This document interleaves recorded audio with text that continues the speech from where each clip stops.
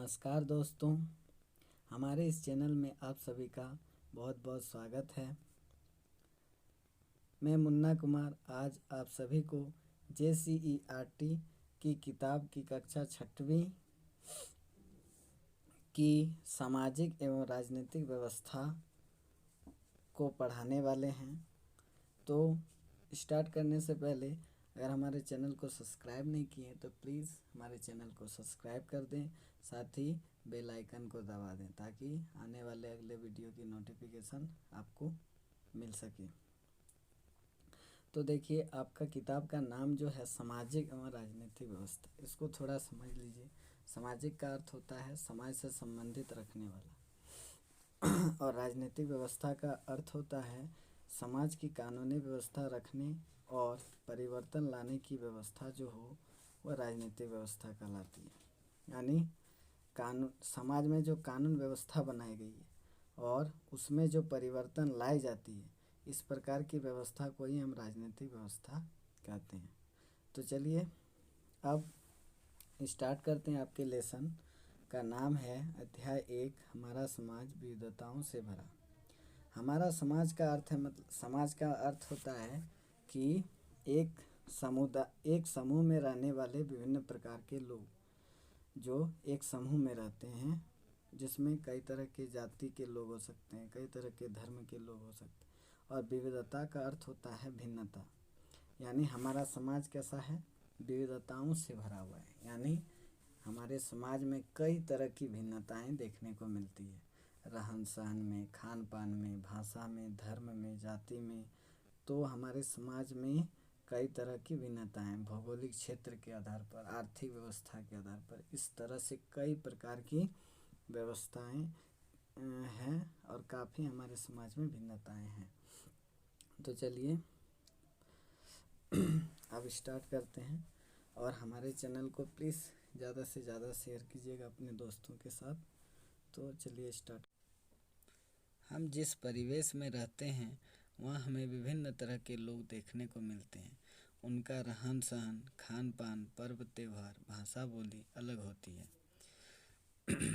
हमारे आसपास का सामाजिक जीवन काफ़ी विविधताओं से भरा है और इस पाठ में हम देश की विविधताओं के बारे में जानने की कोशिश करेंगे।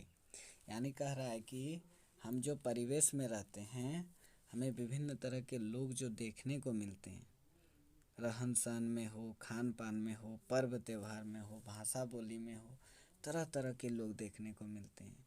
उनके पहनावे अलग होते हैं, हमारे पहनावे अलग होते हैं।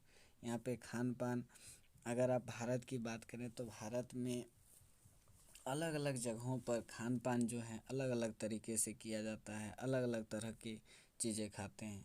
कहीं कहीं अधिकतर अगर आप दक्षिण भारत की ओर जाएंगे तो वहाँ पे खट्टे चीज़ ज़्यादा खाना पसंद करते हैं। उसी तरह उत्तर भारत की ओर आएंगे तो वहाँ पे गर्म खाना ज़्यादातर पसंद करते हैं लोग। और हमारे देश में कई तरह के पर्व और त्यौहार मनाए जाते हैं। यानी भारत को कहा जाता है कि भारत में रोज़ त्यौहार मनाए जाते हैं।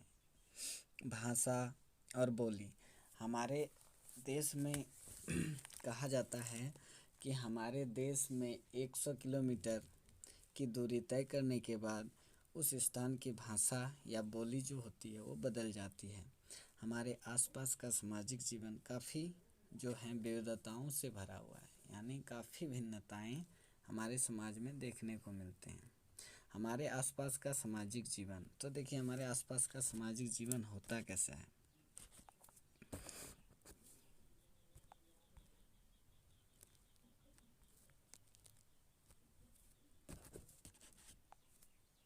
परिवार परिवार जो है, परिवार समाज की पहली इकाई है जहाँ अच्छी आदतें, व्यवहार और संस्कार का ज्ञान हमें प्राप्त होता है। यानी परिवार जो होती है समाज की पहली इकाई है जहाँ अच्छी आदतें, व्यवहार और संस्कार का ज्ञान प्राप्त होता है। यानी आप यदि कुछ भी सीखते हैं, अच्छी आदतें, अच्छे व्यवहार, तो वो अपने परिवार से पहले सीखते हैं। जब आप छोटे होते हैं तो सबसे पहले आपके माता पिता आपको अच्छे संस्कार देते हैं, अच्छे व्यवहार करने सिखाते हैं कि बड़ों के साथ कैसे व्यवहार करना चाहिए, छोटों के साथ कैसे व्यवहार करना चाहिए, हमें कौन कौन सी आदतें लेनी चाहिए, कौन कौन सी आदतें रखनी चाहिए, कौन सी आदतें अच्छी होती है, कौन सी आदतें बुरी होती है। इन सभी का ज्ञान हमारे माता पिता या हमारे दादा परदादा देते हैं। तो परिवार द्वारा दी गई अच्छी शिक्षा के द्वारा ही हमारे समाज की दशा एवं दिशा तय होती है। यदि शिक्षा हमारी शिक्षा हमारे परिवार के द्वारा दी जाती है, अगर वह शिक्षा अच्छी हो तो उसमें हमारे समाज की जो दिशा और दशा जो होगी वह अच्छी होगी, वह हमेशा अच्छी होगी। उसका कोई नकारात्मक परिवर्तन नहीं होगा, उसमें हमें सकारात्मक परिवर्तन ही देखने को मिलेगा। तो परिवार के बाद विद्यालय हमारे समाज का बेहतर बनाने में अपनी भूमिका निभाता है। तो देखिए, परिवार के बाद जब हम थोड़े से बड़े हो जाते हैं तो हम विद्यालय जाते हैं, और विद्यालय जो है यह समाज को बेहतर बनाने में काफ़ी इसकी बड़ी भूमिका होती है। विद्यालय अपने आप में समाज का एक छोटा सा रूप है, यानी समाज जो इतनी बड़ी समाज के बारे में आज हम पढ़ेंगे तो विद्यालय उसका ही एक छोटा सा रूप है, जो क्या करते हैं, हमें एक दिशा देते हैं कि एक सही दिशा पे जाना है और समाज में सही ढंग से चलना है, ताकि समाज में हम अच्छी से अच्छी चीज़ों को ला सकें और समाज को एक बेहतर बनाने में हम उसमें मदद कर सकें। यहाँ विभिन्न धर्मों के बच्चों एवं बच्चियाँ अलग अलग परिवेश से आते हैं, जिनका रहन सहन, खान पान, पहनावा अलग होता है। तो आप भारत के कोने कोने तक चले जाइए, किसी भी दिशा में जाइए, आपको हर जगह पे एक जैसा देखने को नहीं मिलेंगे, चाहे वह खान पान में हो, चाहे वह रहन सहन में हो, आपको काफ़ी भिन्नताएं देखने को मिलती है। तो वही कह रहा है कि भारत के यहाँ विभिन्न धर्मों के बच्चे और बच्चियाँ जो हैं अलग अलग परिवेश से आते हैं, जिनका रहन सहन, खान पान और पहनावा काफ़ी अलग होता है। क्या आप यहाँ आपसे एक सवाल पूछ रहे हैं कि क्या आपके परिवार के भाई बहन या कक्षा के मित्र आपकी तरह दिखते हैं? इसमें आपको जवाब देना है। अगर आपका भाई बहन आपकी तरह थोड़ी सी भी दिखता है तो हाँ उत्तर देना पड़ेगा, अगर नहीं तो नहीं देना है। क्या आपकी पसंद और खान पान उन्हीं की तरह होती है?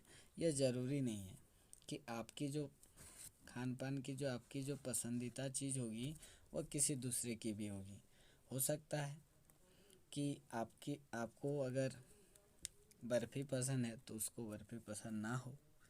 तो यह तय करता है उनके स्वभाव पर या उनके आमतौर पर बोलें तो उनके पसंद पर कि उसे क्या पसंद है, क्योंकि लोगों की या अलग अलग लोगों की जो पसंद होती है वो अलग अलग तरीके से होती है। या कभी कभी क्या होता है कि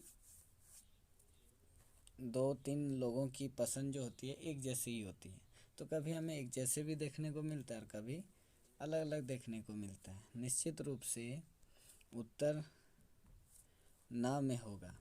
यदि पूछा जाए कि क्या आपकी पसंद और खान पान उन्हीं की तरह है, तो अधिकतर जो लोग बोलेंगे उत्तर उसमें ना ही होगा।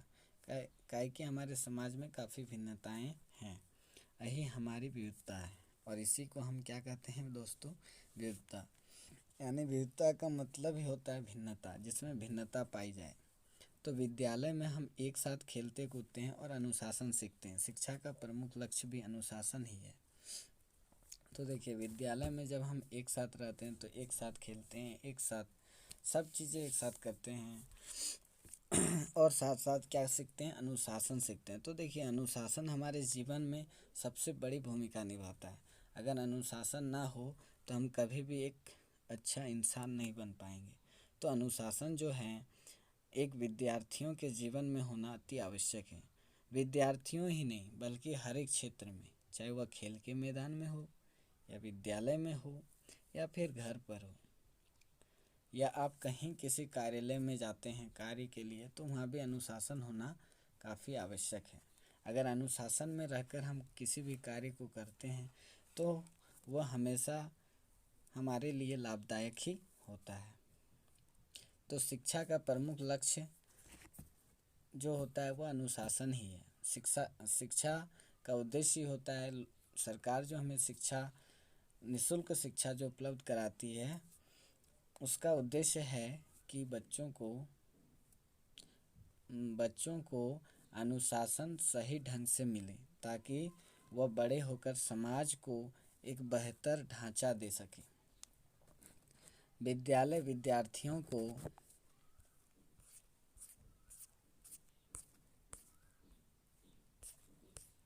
एक सभ्य नागरिक बनाने में अहम भूमिका निभाता है।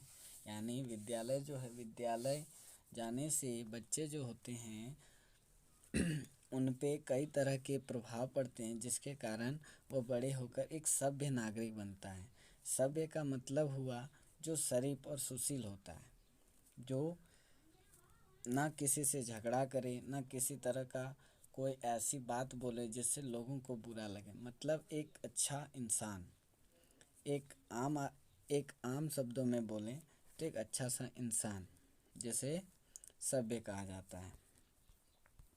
तो दोस्तों पहले इसे देख लेते हैं, यहाँ पे क्या दिया हुआ है।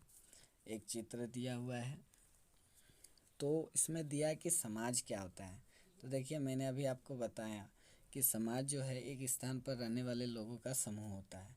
यहाँ पे दिया है यह एक ऐसा समूह होता है जिसमें किसी भौगोलिक क्षेत्र में विभिन्न जाति, धर्म और संस्कृति के लोग एक स्थान पर निवास करते हैं तथा अपने रीति रिवाज व परंपराओं का निर्वहन करते हैं। यानी एक ऐसा समूह होता है, लोगों का एक ऐसा समूह जो भौगोलिक क्षेत्र का मतलब जहाँ की जलवायु अलग अलग है, जहाँ मतलब हमारे देश में जलवायु जो है अलग अलग तरीके से, तो हर जगह की जलवायु अलग अलग है। तो किसी एक भौगोलिक क्षेत्र को लेकर अगर बात किया जाए तो वहाँ का जो वहाँ के वर्ग के जो लोग होंगे उसमें विभिन्न जाति, धर्म और संस्कृति के लोग एक साथ रहते होंगे और उन्हीं की जो रीति रिवाज और परंपराओं का निर्वहन होता है, यानी उन परंपराओं को जो निभाते हुए वह समाज की ओर बढ़ते चले जाते हैं, उसी को हम क्या कहते हैं, ऐसे समूह में रहने वाले लोग ही क्या कहलाते हैं, ऐसी समूह में रहने वाले जो लोग होते हैं वही समाज कहलाते हैं।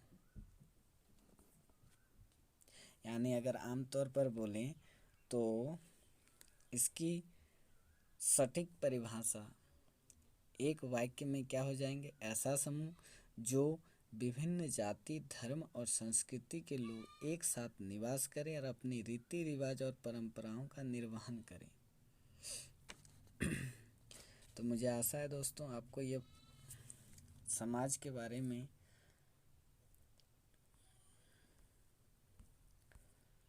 आपको आशा होगा कि मुझे आशा है कि आपको यह चीज़ अच्छे से समझ में आ गई होगी। अगर नहीं तो प्लीज़ कमेंट सेक्शन में ज़रूर बताइएगा। तो यहाँ पे एक मैप दिए हैं दोस्तों, इस मैप को देख लेते हैं। सबसे पहले इसके नीचे कह रहा है कि भारत एक विशाल देश है। बिल्कुल है, भारत बहुत बड़ा देश है और हम सभी जानते हैं कि हमारे देश को आज़ादी कब मिली थी, 15 अगस्त 1947 को, और यह स्वतंत्र देश के रूप में विश्व मानचित्र पर अवतरित हुआ तथा 26 जनवरी 1950 को एक गणतांत्रिक देश बन गया। अनेकताओं में एकता भारत की विशेषता, दुनिया की दूसरी सबसे बड़ी आबादी वाला मुल्क भारत की विविधता में एकता अद्भुत है। यानी हमारे देश को दुनिया भर में कहा जाता है कि भारत जो है, भारत मुल्क जो है, मुल्क मतलब होता है देश, तो भारत मुल्क जो है वो विविधताओं से भरा हुआ है। क्यों दोस्तों? क्योंकि हमारे समाज में काफ़ी तरह के लोग रहते हैं जो अलग अलग भाषा बोलते हैं, अलग अलग धर्म को अपनाते हैं, अलग अलग तरह के जाति हैं, अलग अलग तरह के रीति रिवाज हैं, परंपराएं हैं, जिसके कारण हमारे समाज में काफ़ी भिन्नताएं पाई जाती है। इसीलिए कहा जाता है कि दुनिया की दूसरी सबसे बड़ी आबादी वाला मुल्क जो है भारत की विविधताओं में एकता का अद्भुत है। एकता का अद्भुत, यहाँ पे गौर कीजिएगा दोस्तों।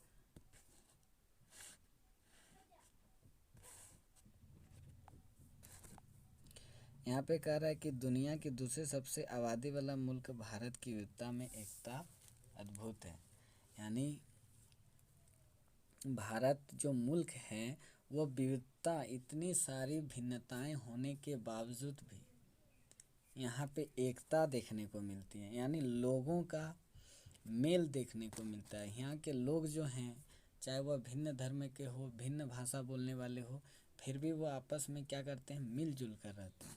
यह सबसे बड़ी बात है और इसी के कारण आज हमारा देश आज़ाद हुआ था, क्योंकि हमारे देश को आज़ादी दिलाने के लिए सभी धर्म के लोग इसमें शामिल थे, चाहे वह सिख हो, चाहे वो मुस्लिम हो, चाहे वो हिंदू हो।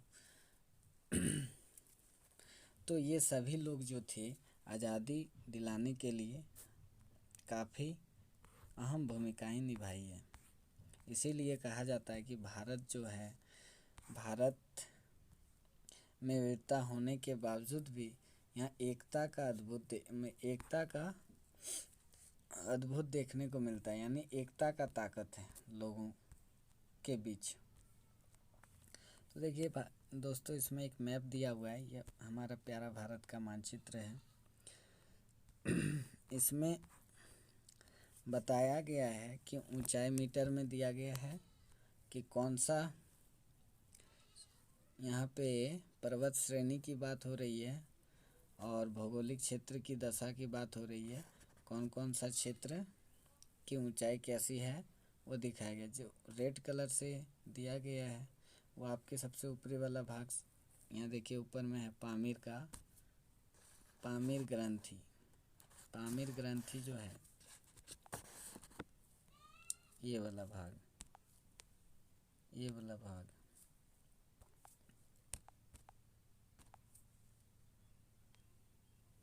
वाला, उसके बाद ये आपका जम्मू कश्मीर वाला भाग, ये सभी जो है, ये आपका, इसकी जो ऊंचाई है यहाँ पे सबसे ज़्यादा है।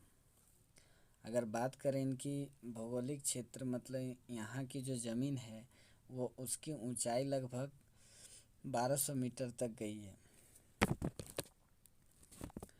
उसके बाद दोस्तों यहाँ पे एक दिखाया गया है हल्का गुलाबी कलर का जो है, इसकी ऊंचाई 600 से 1200 मीटर, यानी वो 1200 मीटर से ऊपर था और ये 600 से 1200 मीटर है।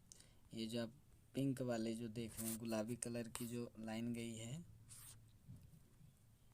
ये रहा आपका,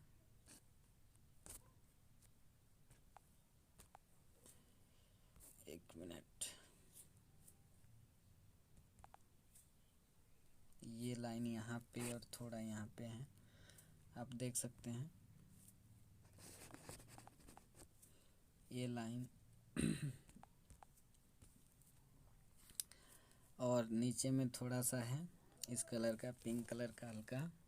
ये सभी जो हैं दोस्तों, इन भौगोलिक क्षेत्र की ऊंचाई लगभग 600 से 1200 मीटर है। और जो सफ़ेद कलर की देख रहे हैं वो 300 से 600 मीटर, और जो जीरो से जो पूरा सफ़ेद दिख रहा है उसकी ऊंचाई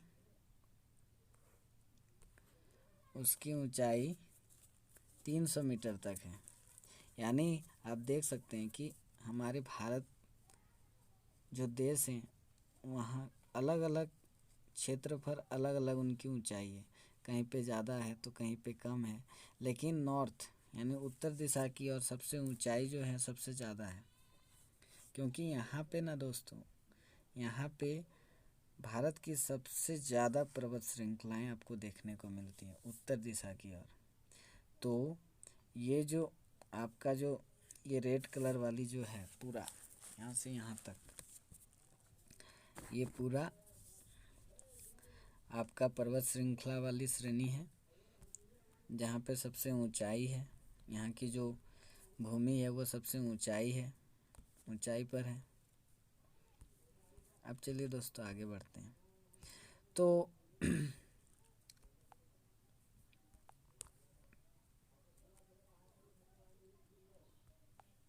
अभी हम बात की कि विद्यालय जो है वह अनुशासन बच्चों को सिखाते हैं और वो बच्चे बड़े होकर क्या बनते हैं, एक सभ्य नागरिक बनते हैं, जो समाज में अहम भूमिका निभाते हैं, साथ ही उनकी क्षमताओं को उभारने में सहयोग भी करते हैं।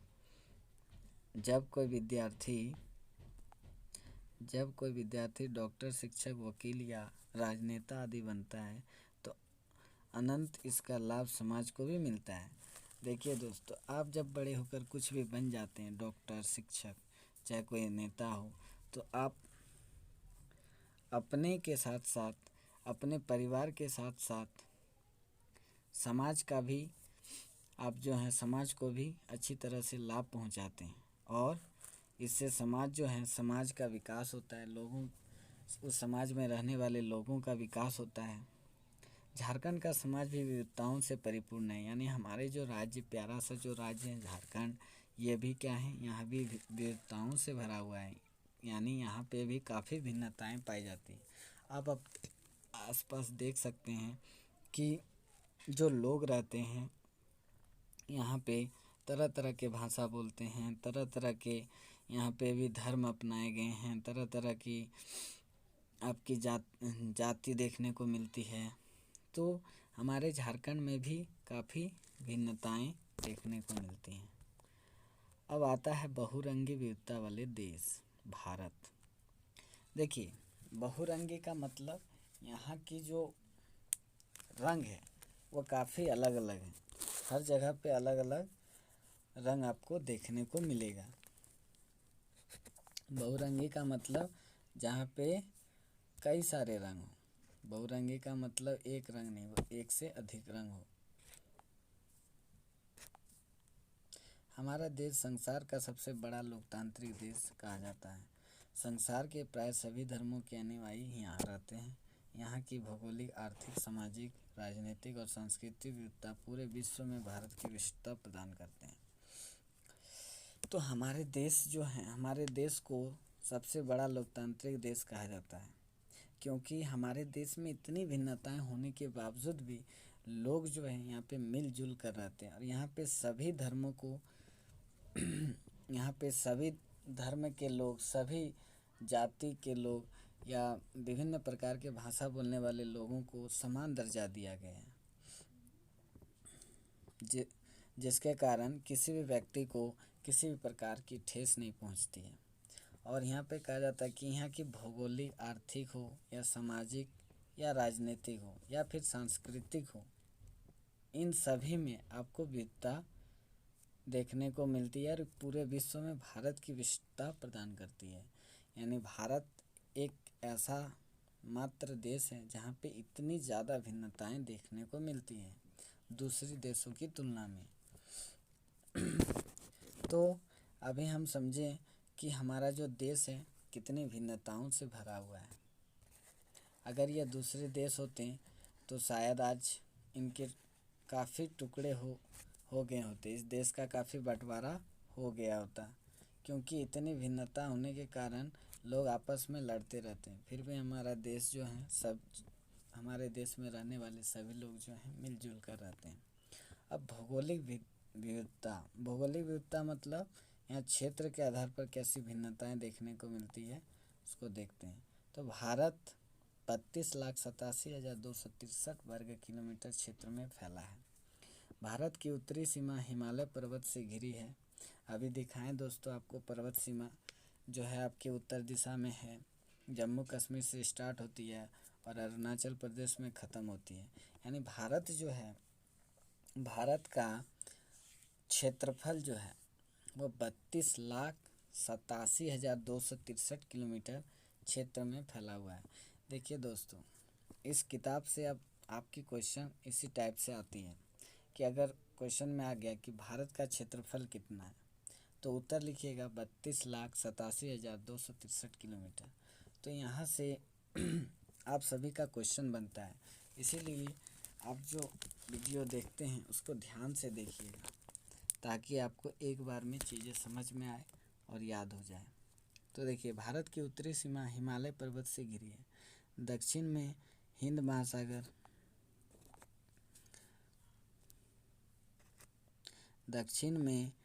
महासागर, इसमें देखिए दोस्तों चौहद्दी आपकी दी हुई है भारत की।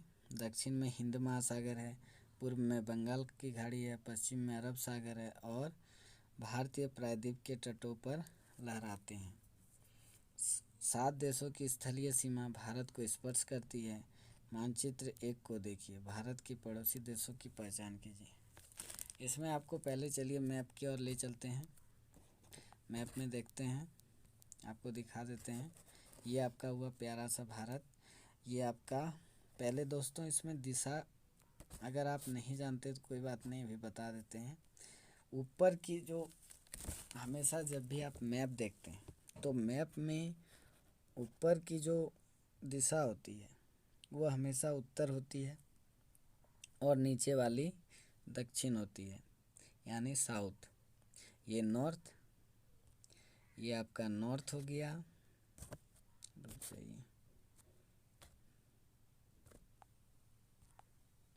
ये आपका नॉर्थ हो गया, ये साउथ हो गया, ये आपका ईस्ट हो गया और ये आपका वेस्ट हो गया। यानी आपका जो दाहिना हाथ होता है वो हमेशा ईस्ट होगा और जो आपका बायां हाथ होगा वे वेस्ट होगा। ऊपर वाला भाग नॉर्थ, नीचे वाला साउथ। ये दिशा को आप याद रखिएगा। तो इसमें जो आपके नॉर्थ वाले भाग जो हैं, ये वाले भाग, ये आपकी पर्वत श्रृंखला है। मतलब जितने भी पर्वत है भारत के, वो अधिकतर पर्वत श्रृंखला इसी उत्तर पूर्व, यानी ये आपका हो गया नॉर्थ ईस्ट, उत्तर पूर्व जो है इस दिशा में आते हैं। यानी उत्तर पूर्व में सबसे ज़्यादा आपका पर्वत श्रृंखला देखने को मिलती है। ठीक है दोस्तों। और बाकी यहाँ पे भी हैं कुछ पर्वत श्रृंखलाएँ हैं, यहाँ पर भी हैं। ये जो आप रेड कलर की जो लाइन देख रहे हैं ये सभी पर्वत श्रृंखलाएँ हैं, लेकिन अधिकतर पर्वत श्रृंखला आपको उत्तर पूर्व की दिशा में देखने को मिलता है। अब आप देख सकते हैं कि हमारे उत्तर में जो है हिमालय हैं। यहाँ पे आपका चीन है, ये देखिए आपका चीन है, ये आपका चीन है। इधर आपका पाकिस्तान हो गया, इधर ऊपर में पाकिस्तान के ऊपर में अफगानिस्तान है। इधर आपका तिब्बत, चीन के नीचे ये तिब्बत रहा। तिब्बत में यहाँ पे भी आपका जाके दुनिया की सबसे बड़ी जो माउंट एवरेस्ट है वो तिब्बत में स्थित है। तो ये जो भारत की उत्तर दिशा में अगर पूछा जाए तो क्या है, भारत की उत्तर दिशा में हिमालय है। क्या दोस्तों, हिमालय याद रखिएगा। उसके बाद आपका जो पूरब दिशा है, पूरब और पश्चिम, तो पूरब दिशा में देखिए दोस्तों, ये आपका पूरब दिशा है। पूरब दिशा में बंगाल की खाड़ी है। ये मैं जूम कर लेता हूँ। ये आपका देखिए बंगाल की खाड़ी है। ये वाले भाग बंगाल की खाड़ी है पूरब दिशा में। उसके बाद मैं आपको इधर ले चलता हूँ। ये पश्चिम दिशा है आपका, और यहाँ पे आप देख सकते हैं अरब सागर, ये अरब सागर है। यानी यहाँ पे जो नदियाँ इधर से बह के आती है वो अरब सागर में मिलती है, और उधर जो पूरब दिशा की ओर बहती है वो आपकी बंगाल की खाड़ी में जाके मिलती है। और ये रहा आपका दक्षिणी जो छोर है, यहाँ पे आपका हिंद महासागर है। ये देखिए दोस्तों, ये आपका हिंद महासागर, यहाँ पे हिंद महासागर है। यानी अगर पूछा जाए कि भारत के पूरब दिशा में क्या है, तो बंगाल की खाड़ी, भारत की उत्तर दिशा में हिमालय, भारत की पश्चिम दिशा में अरब सागर और भारत की दक्षिण दिशा में हिंद महासागर हो गया। चलिए अब आगे बढ़ते हैं।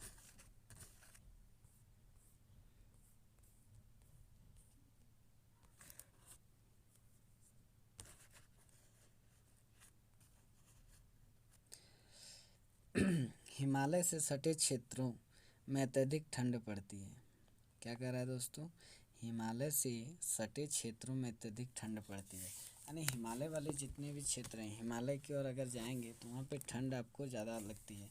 क्यों? क्योंकि वह जो होती है वह हमारे सबसे ऊपरी और होती है। और जब मैं आपको भूगोल पढ़ाऊँगा तब बताऊँगा कि ऐसा क्यों होता है। अभी जानिए क्योंकि अभी डिटेल से बात करेंगे तो वीडियो लंबी हो जाएगी, इसीलिए जब आपकी भूगोल की जब मैं क्लास लूँगा तब मैं डिटेल से चर्चा करूँगा।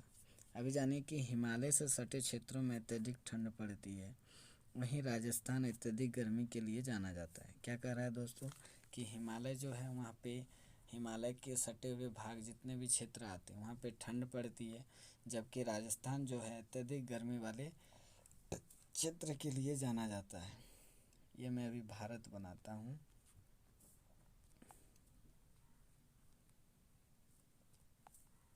ये आपका भारत रहा। सॉरी,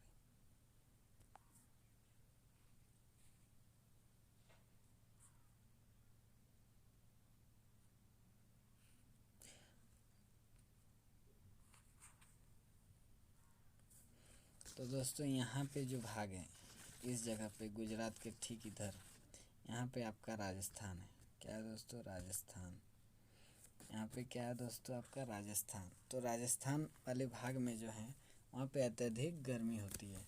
यदि मेघालय की बात करें तो मेघालय आपकी पूर्व दिशा की ओर है। मेघालय जो है, मेघालय के मासिन राम जो है वो दुनिया में सर्वाधिक वर्षा वाले क्षेत्र के रूप में जाना जाता है। यानी मेघालय जो है, मेघालय के एक जगह का नाम है मासिन राम, और मासिन राम दुनिया का सबसे अधिक वर्षा वाले क्षेत्र के रूप में जाना जाता है। यानी देखिए दोस्तों, यहाँ से भी क्वेश्चन आ सकता है कि दुनिया का सबसे ज़्यादा वर्षा कहाँ पर होती है, तो उत्तर करना है भारत में मेघालय राज्य के मासिन राम। यानी एक शब्दों में देना है तो सीधे मोटे तौर पर क्या बोलना है? मासिन राम। दुनिया में सर्वाधिक वर्षा वाले क्षेत्र, उत्तर क्या होगा? मासिन राम।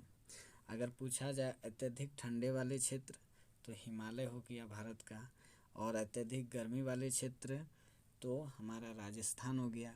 क्यों? क्योंकि राजस्थान जो है वो मरुस्थलीय भूमि है। मरुस्थलीय भूमि में वर्षा जो होती है बहुत कम या नहीं के बराबर होता है, जिसके कारण वहाँ पे गर्मी जो होती है काफ़ी अधिक होती है। कहीं कहीं ऊंचे ऊंचे पर्वत हैं तो कहीं कहीं विस्तृत मैदान है, कहीं ऊंचे ऊंचे पठार तो कहीं तटीय क्षेत्र। तो हमारा देश देखिए भौगोलिक क्षेत्र यहाँ कितनी भिन्नता है। यानी भौगोलिक यानी भूगोल के भौगोलिक क्षेत्र जो आपका हो गया उसमें कितनी ज़्यादा भिन्नताएं हैं। यानी क्षेत्रफल में अगर देखा जाए तो अलग अलग क्षेत्रफल पर अलग अलग तरह की भूमि पाई गई है। अगर उत्तर दिशा में देखें तो पहाड़ी क्षेत्र हैं, अगर पूर्वी दिशा में जाएं तो वहाँ भी पहाड़ी क्षेत्र भी है। अगर मध्य भारत की बात करें तो वहाँ पे आपका मैदानी क्षेत्र है। अगर पश्चिम दिशा की बात करें तो वहाँ पे जो है मरुस्थलीय भूमि, थोड़ी सी मरुस्थलीय भूमि है, थोड़ी सी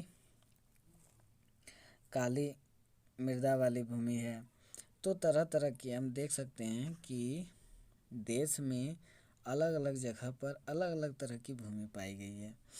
लक्षद्वीप एवं अंडमान निकोबार द्वीप समूह क्रमशः अरब सागर और बंगाल की खाड़ी में स्थित है। तो देखिए दोस्तों, अभी अब मैं मैप के जरिए दिखा देता हूँ कि बंगाल की खाड़ी जो है, बंगाल की खाड़ी में यहाँ पे आप देख सकते हैं,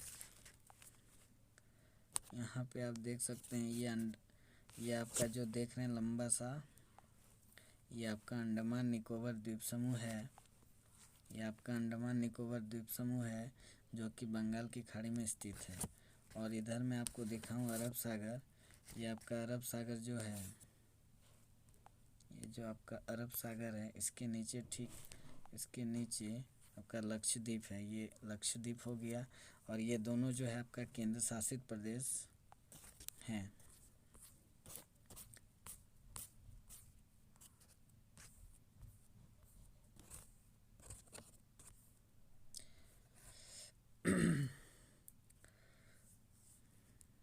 अब धार्मिक और सामाजिक एवं सांस्कृतिक विविधता हम देख लिए दोस्तों कि भौगोलिक क्षेत्र पर कितनी भिन्नताएं हैं। अब हम देखेंगे कि धार्मिक, सामाजिक एवं सांस्कृतिक विविधता कितनी है। तो एक एक करके चलेंगे। आप लोग शब्दों पर ज़्यादा ध्यान दीजिएगा, क्योंकि अगर शब्दों का अर्थ या उसका मतलब पता नहीं हो तो आपको चीज़ें अच्छी तरह से समझ में नहीं आएगी। इसीलिए प्लीज़ दोस्तों मेरी आपसे रिक्वेस्ट है कि ध्यान से देखिएगा और ध्यान से समझिएगा। और फिर भी अगर कोई डाउट रहता है तो प्लीज़ कमेंट सेक्शन में ज़रूर बताइएगा, ताकि मैं अगले क्लास में आपका डाउट को क्लियर कर दूँ। तो देखिए, धार्मिक और सामाजिक एवं सांस्कृतिक विविधता। दुनिया के 4 प्रमुख धर्मों का उद्भव स्थल भारत माना जाता है। यानी क्या कह रहा है दोस्तों, दुनिया का जो प्रमुख यानी जो विशेष हो, यानी प्रमुख धर्मों की बात कर रही है। तो प्रमुख धर्मों में से जो हैं उन 4 धर्म, उनमें से 4 धर्म जो है वो भारत में उसका उद्भव स्थल माना जाता है, यानी भारत में उसका उद्भव हुआ है। जैसे अगर बात करें हिंदू, सिख, जैन और बौद्ध, ये 4 धर्म जो हैं, ये 4 धर्म जो हैं हिंदू, बौद्ध, सिख, जैन, ये 4 धर्म जो हैं ये आपका भारत का उद्भव स्थल है। यानी इनका जो उद्भव हुआ है भारत में ही हुआ है, यह किसी दूसरी जगह से नहीं आए हैं। स्वाभाविक है कि इन धर्मों के अनुयायी भारत में निवास करते हैं। इसके अलावा इस्लाम, ईसाई, पारसी तथा अन्य धर्म के लोग भी यहाँ रहते हैं। आप देखते होंगे हिंदू धर्म के अलावा इस्लाम भी रहते हैं, ईसाई, पारसी लोग भी रहते हैं, और कई तरह के, न जाने कई तरह के धर्म के लोग हमारे देश में निवास करते हैं। इन धर्मों के अंदर भी कई पंथ हैं। हिंदू धर्म में जैसे अगर देखा जाए, हिंदू धर्म में आपका शैव, शाक्त और वैष्णव बड़ी संख्या में है। यानी हिंदू धर्म में 3 वर्ग में आपको देखने को मिलती है। पहला शैव, दूसरा शाक्त और तीसरा जो है वह वैष्णव। तो एक एक करके समझते हैं कि शैव धर्म होता क्या है, वह किससे संबंधित है, शाक्त धर्म जो है किससे संबंधित है, और वैष्णव धर्म किससे संबंधित है। तो शैव धर्म जो है वो भगवान शिव को जो मानते हैं, भगवान शिव को मानने वाला जो होते हैं वो शैव धर्म से आते हैं। और शाक्त धर्म जो भगवती की उपासना करती है, शाक्त धर्म यानी भगवती शक्ति की जो उपासना करती है वह शाक्त धर्म से आती है, उसका संबंध उससे होता है। और वैष्णव जो है, वैष्णव से पता चल रहा है, यानी जो भगवान विष्णु की उपासना करता है, जो भगवान विष्णु की पूजा करता है, वो वैष्णव धर्म से आते हैं। उसी प्रकार से आपका जो इस्लाम हो गया, इस्लाम में शिया और सुन्नी में विभक्त हैं। इस्लाम जो है उसका 2 वर्गों में विभक्त हैं, उसको भी 2 भागों में रखा गया है, एक शिया और एक सुन्नी।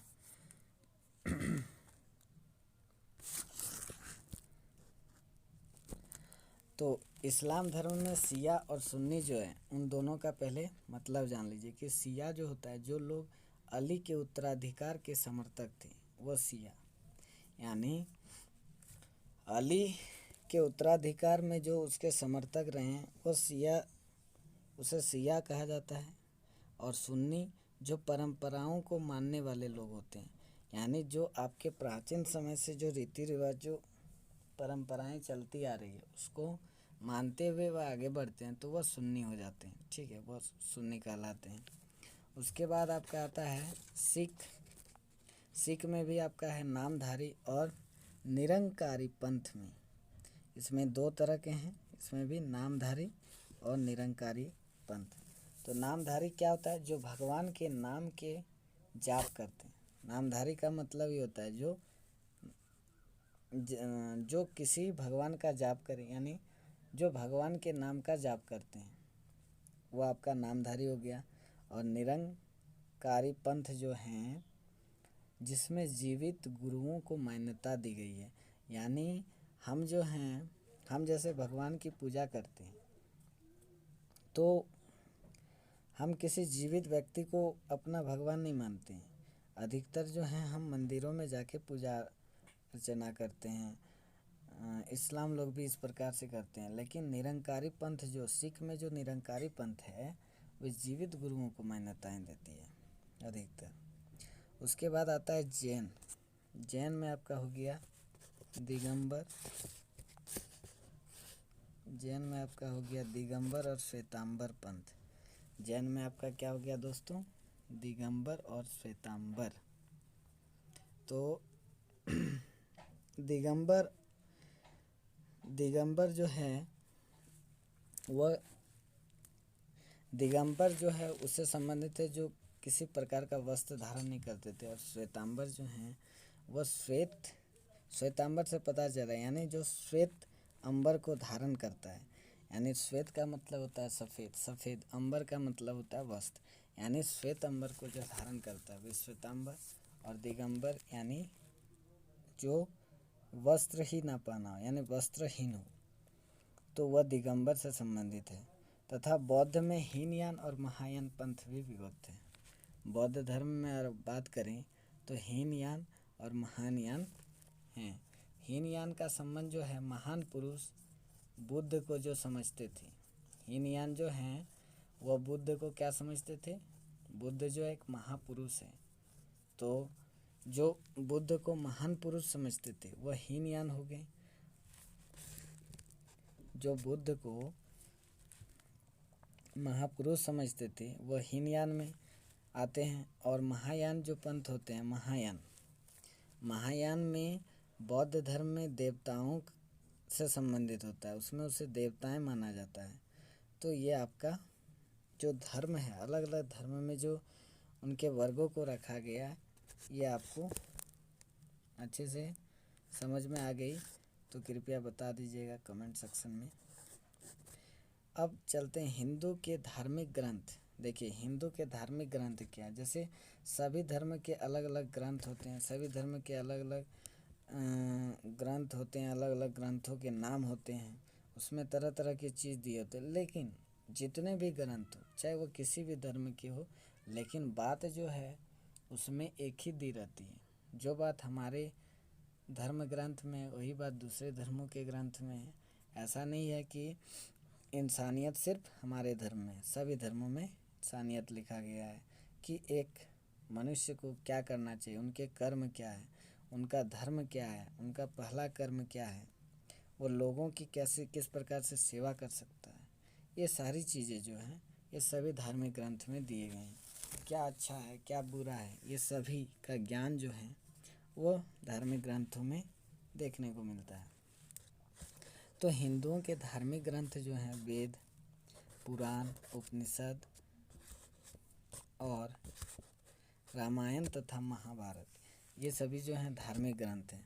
आप लोग अभी काफ़ी देखते होंगे रामायण और महाभारत। तो रामायण और महाभारत तो सभी जानते हैं। और उनमें से पहला एक जो कह रहा है कि इसमें वेद, तो हम जानते हैं कि वेदों की संख्या जो होती है 4 होती है दोस्तों। वेद जब मैं इतिहास पढ़ाऊंगा तब इसको डिटेल से बताऊंगा। अभी जान लीजिए वेदों की संख्या 4 होती है। ऋग्वेद, सामवेद, अथर्ववेद, यजुर्वेद। उसके बाद पुराण हो गया आपका, ये आपका पुराण हो गया। पुराण का मतलब जो प्राचीन धार्मिक ग्रंथ हो, यानी जो बहुत पुराण से ही अर्थ होता है। पुराण का मतलब ही होता है प्राचीन, यानी प्राचीन जो धार्मिक ग्रंथ है वो पुराण कहलाता है। ठीक है। उसके बाद आपका है उपनिषद। उपनिषद को वेदांत भी कहा जाता है, उपनिषद का दूसरा नाम वेदांत भी है। और उपनिषद में क्या है दोस्तों, इसमें एकांत में प्राप्त ज्ञान है, यानी एकांत में जो प्राप्त ज्ञान मिला है वो चीज़ इसमें दिया गया है कि लोग कैसे, संत लोग कैसे, ऐसा कहा जा सकता है, यानी जो संत लोग होते थे वो कैसे वर्षों वर्षों तक, लंबे समय तक तप करके और उसके बाद कई प्रकार की शक्तियाँ प्राप्त करते थे, कई प्रकार के ज्ञान प्राप्त करते थे। और बाद में वह ज्ञान क्या करते थे, लोगों को बांटते थे, लोगों को उपदेश देते थे। यानी उपनिषद में आपको एकांत में प्राप्त ज्ञान किस प्रकार से हुआ है, कैसे कैसे हुआ है, ये सारे ज्ञान जो है उसमें दिया गया है। ये आपका उपनिषद है। और रामायण महाभारत तो आप जानते ही हैं। अब चलिए दोस्तों कुरान की बात करते हैं। कुरान शरीफ इस्लाम धर्मावलंबियों का, कुरान जो है शरीफ इस्लाम धर्मावलंबियों का है। यानी कुरान जो है, कुरान किस धर्म कुरान जो धर्म ग्रंथ है वो किस धर्म से संबंधित है? इस्लाम धर्म से। याद रखना है दोस्तों, आपको यही सब परीक्षा में क्वेश्चन आएंगे। बाइबिल जो है, बाइबिल ईसाइयों का है, यानी आपसे पूछा जाएगा और डिटेल नहीं पूछा जाएगा दोस्तों। मैं तो इसी तरह बता दिया आपको। आपको सिर्फ अभी धर्म पूछा जाएगा कि इस्लाम धर्म में कौन कौन से वर्ग आते हैं, निरंकारी पंथ कौन कौन से आते हैं, उसके बाद हिंदुओं के धार्मिक ग्रंथ क्या क्या हैं, या इस्लाम जो है इस्लाम धर्म का धर्म ग्रंथ क्या है, तो कुरान हो गया। उसी तरह ईसाइयों का धर्म ग्रंथ क्या हो गया दोस्तों? बाइबिल हो गया, ये आपका बाइबिल है। उसी तरह गुरु ग्रंथ साहिब जो ग्रंथ है ये आपका सिखों का है, और आगम सूत्र जैनियों का है, त्रिपिटक बौद्धों का है, और जेंदा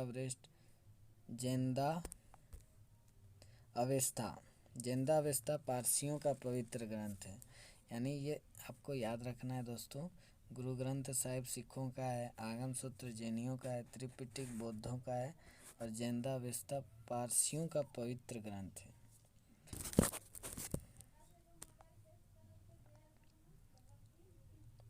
देश में अनेक जातियां हैं, उनकी पूजा पद्धति एवं रीति रिवाज में भिन्नताएं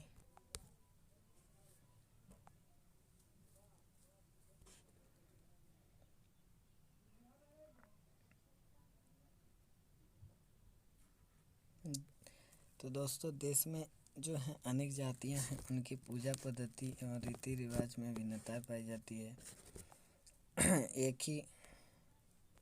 एक ही गांव में रहने वाले विभिन्न धर्म एवं जाति के लोगों का जीवन पद्धति अलग अलग होता है। अगर आप देखें तो गांव में कभी देखिएगा कि धर्म अलग अलग तरह के जो धर्म अलग अलग तरह के जो जाति के लोग रहते हैं, उनकी अलग अलग जीवन पद्धति होती है। यानी सबकी अलग अलग सोच होती है, अलग अलग तरह की जीवन जीने की उनकी ढांचा होती है। ऐसे कह सकते हैं कि उनकी जीवन यापन है वो काफ़ी, उसमें भी काफ़ी भिन्नताएं देखने को मिलती हैं।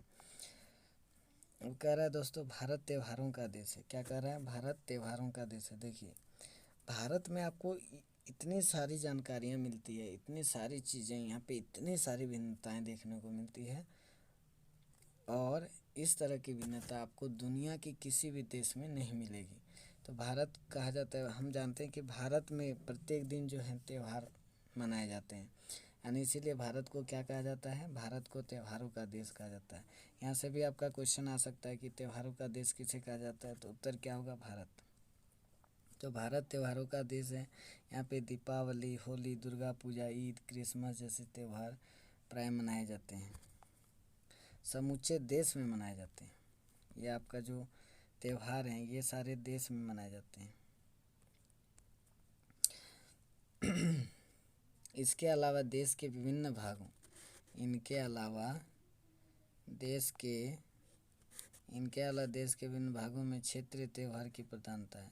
झारखंड में जैसे बोलें कि सरहुल, करमा, दशहरी, सोहराय एवं टूसू पर्व उत्साह से मनाए जाते हैं। आप लोग झारखंड में देखते हैं कि सरहुल जो हो गया, और यहाँ पे दो पर्व जो बहुत फेमस है आपका, एक करमा हो गया और एक टूसू। ये लड़कियों का त्यौहार है जो काफ़ी धूमधाम से मनाए जाते हैं। इसके साथ ही यहाँ के कुछ इलाकों में मंडा पूजा की परंपराएं भी है।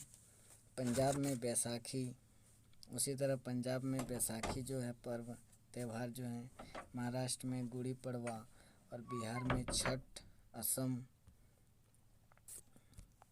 उसी प्रकार से असम में आपका बिहू हो गया, असम में आपका बिहू पर्व हो गया, तमिलनाडु में पोंगल हो गया, केरल में ओणम जो है यहाँ के प्रमुख त्यौहार हैं।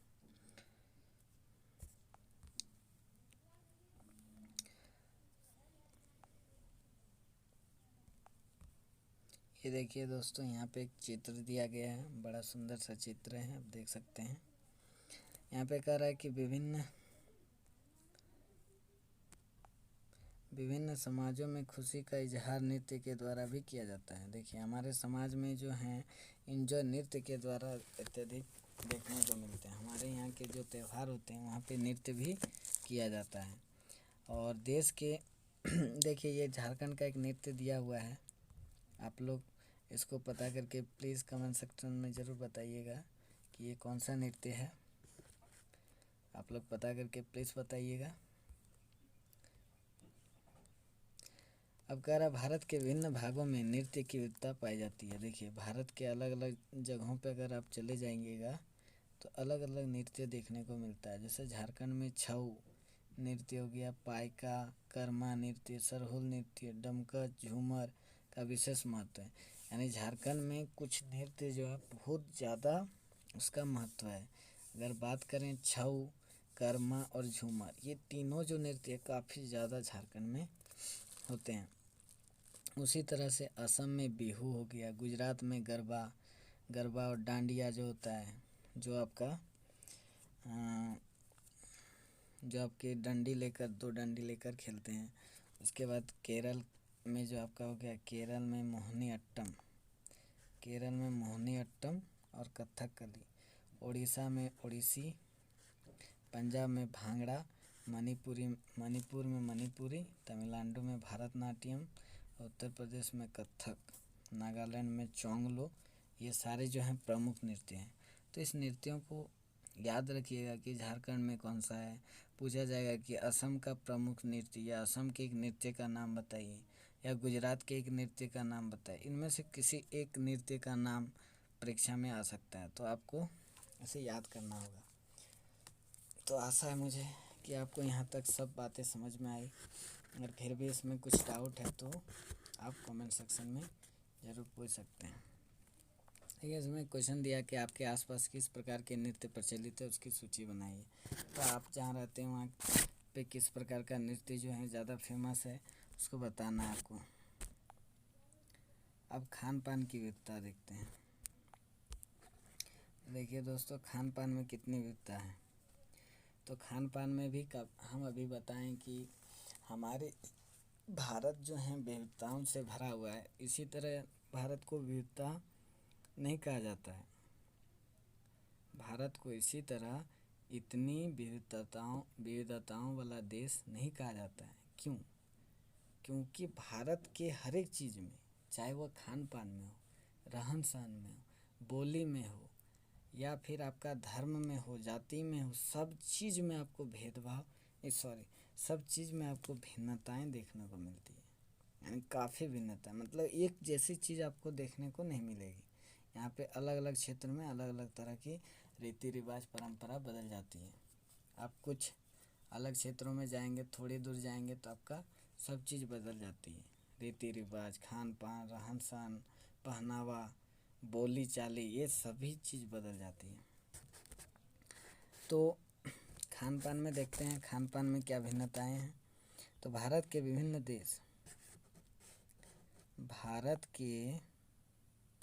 विभिन्न प्रदेशों और क्षेत्रों में खान पान में भी अंतर पाया जाता है। खाद्य पदार्थ की आदत किसी विशेष स्थान पर उसकी उपलब्धि पर निर्भर करती है। झारखंड में पिट्ठा, ढुसका, बर्रा, छिलका रोटी, ढकनी रोटी बड़े चाव से खाया जाता है। देखिए झारखंड में क्या क्या फेमस है खाना। पिट्ठा तो आप लोग खाते हैं। ढुसका यानी जिसको हम लोग आम भाषा में घटरा जो बोलते हैं, बर्रा हो गया, छिलका रोटी हो गया, ये सब बड़ी चाव से हम लोग खाते हैं ना। मड़ुए की रोटी भी झारखंड में लोकप्रिय भोजन है। मड़ुए की रोटी, पहले मड़ुआ होता था, अब तो इनकी खेती बहुत कम होती है। अभी तो नहीं के मात्र देखने को मिलता है, यानी अब इसकी फसल धीरे धीरे कम हो गई, इसकी खेती अब उतनी नहीं होती है। तो मड़ुए की रोटी भी जो है वह झारखंड की लोकप्रिय भोजन रही है। पंजाब में अगर जाएंगे तो पंजाब में आपको सरसों के साग के साथ मक्के की रोटी, और गुजरात में ढोकला, ये खाने को आपको मिलेंगे। मतलब वहाँ के लोगों का ये फेमस भोजन है आपका। ये देखिए दोस्तों, धुसका, आप लोग अच्छा से देखिए, ये रहा झारखंड का धुसका जो पारंपरिक भोजन है, इसको बड़े चाव से खाते हैं। उसी तरह यहाँ देखिए इडली दक्षिण भारत का, इडली दक्षिण भारत का पारंपरिक भोजन है। ये रहा आपका इडली। ये रहा मोमोज, जो सिक्किम और नागालैंड का पारंपरिक भोजन है। अब कह रहा है महाराष्ट्र में बड़ा पाव, केरल में अवियल, दक्षिण भारत में डोसा, इडली में सांभर, आंध्र प्रदेश में हैदराबादी बिरयानी और हलीम, नागालैंड तथा सिक्किम में मोमोज, दिल्ली में तंदूरी चिकन तथा बंगाल में मछली भात का विशेष महत्व है। तो देखिए दोस्तों, अलग अलग हमारे जो राज्य हैं उस अलग अलग राज्यों में अलग अलग तरह की भोजन लोग खाते हैं, अलग अलग तरह से खाते हैं, ठीक है। और सबकी देखिए, आप जितने भी अभी तक पढ़ें, जितने भी जाने, सब चीज़ में भोजन जो है, ये भोजन अलग अलग है, रहन सहन अलग है, भाषा अलग है, बोली अलग है, जाति अलग है, धर्म अलग है। अब भाषीय विविधता देखते हैं कि भारत में भाषीय विविधता कैसी है, यहाँ पे कितनी भाषाएं बोली जाती हैं। तो भारत एक बहुभाषी देश है। कहा जाता है कि प्रत्येक 100 किलोमीटर में यहाँ की भाषा बदल जाती है। क्या कहा जाता है दोस्तों? भारत में 100 किलोमीटर जाने पर भाषा बदल जाती है। हमारे देश में 1700 से अधिक भाषाएं बोली जाती हैं। मैं बता दूं दोस्तों, हमारे देश में 1700 नहीं, करीब 2000 से भी ज़्यादा भाषाएं बोली जाती है। यहाँ की कुछ राज्य भी भाषा के आधार पर बनाए गए, यानी सोचिए हमारे देश में कितनी ज़्यादा भाषा बोली जाती है। यहाँ कुछ राज्य भी है जो भाषा के आधार पर बनाए गए हैं। हमारे यहाँ कुछ राज्य हैं जो भाषा के आधार पर उसका गठन हुआ है। हिंदी को देश का शासकीय भाषा माना जाता है। आप लोग हमेशा सुनते हैं कि कभी सुनते हैं कि भारत का राजकीय भाषा हिंदी है। आप लोग कभी गलती से राष्ट्रीय भाषा भी कह देते हैं, लेकिन बिल्कुल ये गलत है। भारत का राष्ट्रीय भाषा के रूप में किसी भाषा को दर्जा नहीं दिया गया है।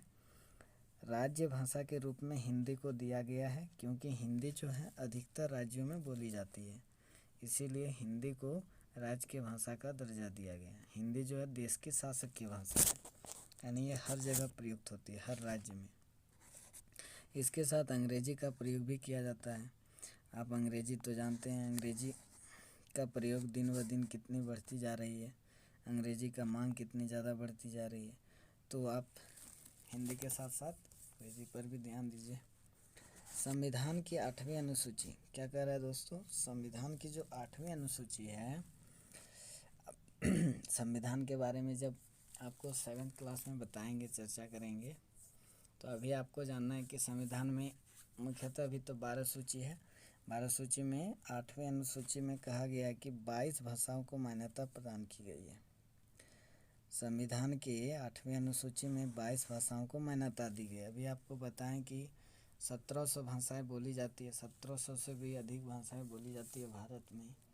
तो 8वीं अनुसूची जो है उसमें 22 भाषाओं को मान्यता दिया गया है। तो याद रखिएगा ये 22 भाषा क्या क्या है। तो देखिए नीचे में दिया है, असमिया हो गया, बांग्ला हो गया, बोडो हो गया, डोगरी, गुजराती हो गया 5, हिंदी हो गया, कन्नड़ हो गया 6, 7, कश्मीरी 8 हो गया, कोंकणी 9 हो गया, मैथिली 10, मलयालम, मणिपुरा, मराठी, नेपाली 14, उड़िया 15, पंजाबी 16, संस्कृत 17, संताली 18, सिंधी 19, तमिल 20, तेलुगु 21, उर्दू 22। इस तरह से 22 भाषाओं को दोस्तों मान्यता दिया गया है। याद रखिएगा, क्वेश्चन आ सकता है कि किस अनुसूची में भाषाओं को मान्यता दिया गया, तो उत्तर क्या होगा दोस्तों? 8वीं अनुसूची में। और पूछा जाए कि 8वीं अनुसूची में कितनी भाषाओं को मान्यता दिया गया है, तो 22 भाषाओं को मान्यता दिया गया। अगर ऐसे भी क्वेश्चन आ सकता है कि बताइए कि 8वीं अनुसूची में, ऐसे दे सकता है कि 8वीं अनुसूची में रखी गई भाषाओं में किन्हीं 4 भाषाओं का नाम लिखे, तो आपको इनमें से किसी 4 भाषाओं का नाम लिखना होगा। ठीक है दोस्तों, देखिए यहाँ पे एक चीज़ दिया, यह भी जाने।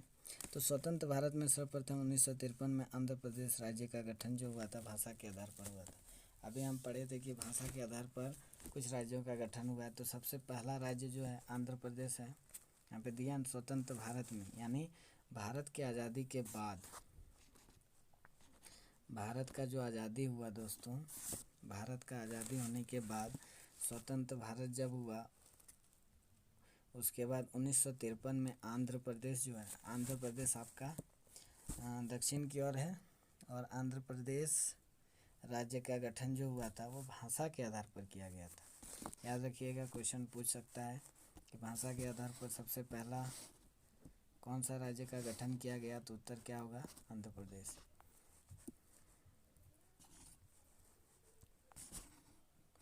अब परिधान की विविधता। परिधान का मतलब क्या होता है, इसको समझिए दोस्त। परिधान का मतलब होता है वस्त्र।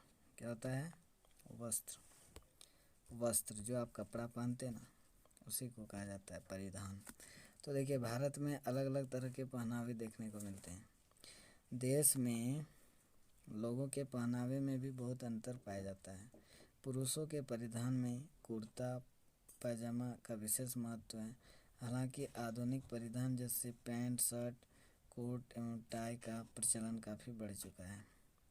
महिलाएं साड़ी तथा ब्लाउज पहनती है। उसी प्रकार झारखंड में पुरुष धोती और कुर्ता पहनता है। ये सभी यहाँ के पहनावे हैं, आप देख सकते हैं।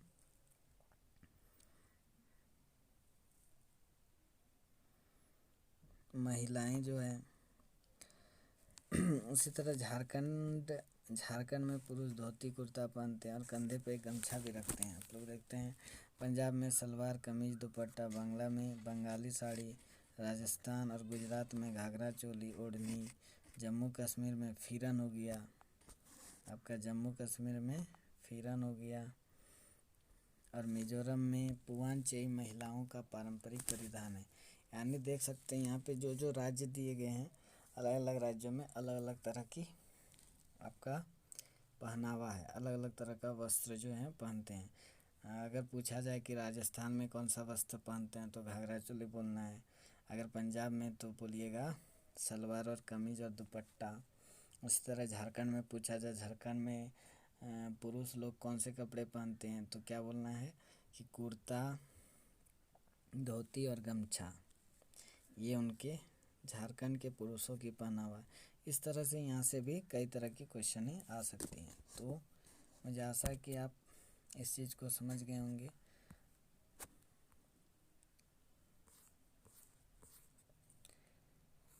अब चलिए दोस्तों, यहाँ पे दो पिक्चर्स दिए हैं, देखिए दोनों का पहनावा काफ़ी अलग है। दोनों का पहनावा में थोड़ी सी भी समानता देखने को नहीं मिल रही, काफ़ी अलग है दोनों। देखिए, एक है मिजोरम की पारंपरिक परिधान। मिजोरम जो है राज्य है वह आपका पूरब दिशा में है, भारत के पूरब दिशा की, और मैप में देखिएगा आप मिजोरम है, और जम्मू कश्मीर जो आपके उत्तर दिशा में, यानी दोनों का। जम्मू कश्मीर की अभी बताएं दोस्तों, जम्मू कश्मीर का जो पहनावा है वो फिरन है, और मिजोरम का देखिए पारंपरिक परिधान किस प्रकार से है। यानी दोनों में काफ़ी भिन्नताएं देखने को मिल रही है।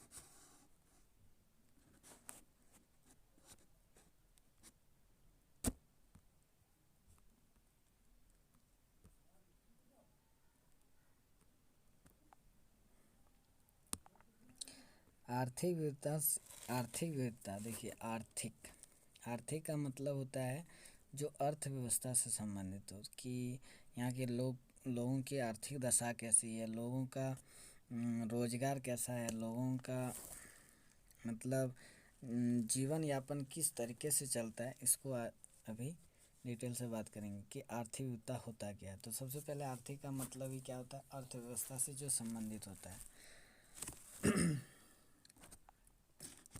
आर्थिक विविधता से आशय अपने जीविकोपार्जन के लिए लोगों के द्वारा अपनाए गए पैसों से है। भारत के विभिन्न लोगों की आजीविकाएं भी भिन्न भिन्न हैं। कृषि प्रधान देश होने के कारण यहाँ की बड़ी आबादी खेती कर अपना जीवन यापन करती है। क्या कह रहा है दोस्तों, आर्थिक विविधता जो है उसका आशय जो है अपने जीविकोपार्जन के लिए है, जो लोगों के द्वारा अपनाए गए पैसों से।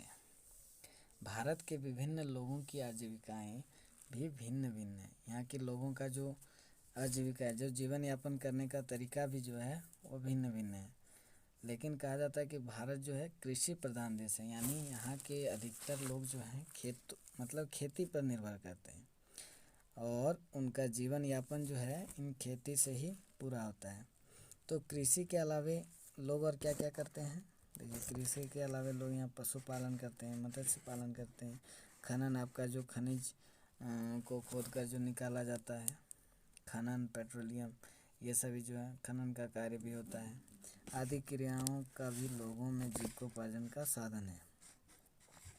सरकारी क्या कर रहा है दोस्तों? सरकारी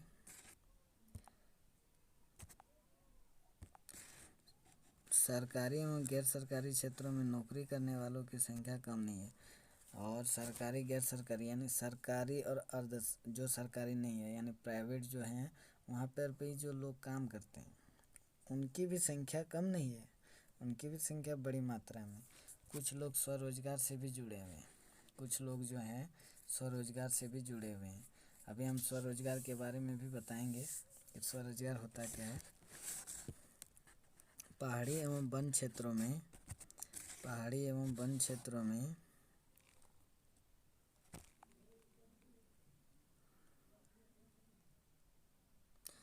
निवास करने वाले अधिकांश लोगों की आजीविका वनोत्पाद का संग्रहण है। यानी पहाड़ी क्षेत्र में जो निवास करते हैं लोग, उनका जो साधन है, उनका जो रोजगार है, ऐसा कह सकते हैं कि उनका जो रोजगार है वो वनोत्पाद यानी जंगलों से जो मिलती है वस्तुएं, जैसे जंगली फल हो गया, जड़ी बूटी हो गया या दातुन हो गया, उनके संग्रह से वो अपना दैनिक जीवन अपना चलाते हैं, रोजी रोटी चलाते हैं उन्हीं के द्वारा।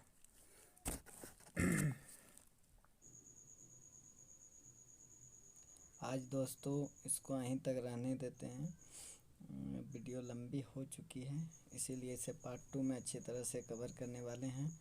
तो कृपया इसके अगले वीडियो आने तक का आप वेट करें, और यदि हमारे चैनल को सब्सक्राइब नहीं किए तो प्लीज़ कर दीजिए और इसे अपने दोस्तों के साथ भी शेयर करें।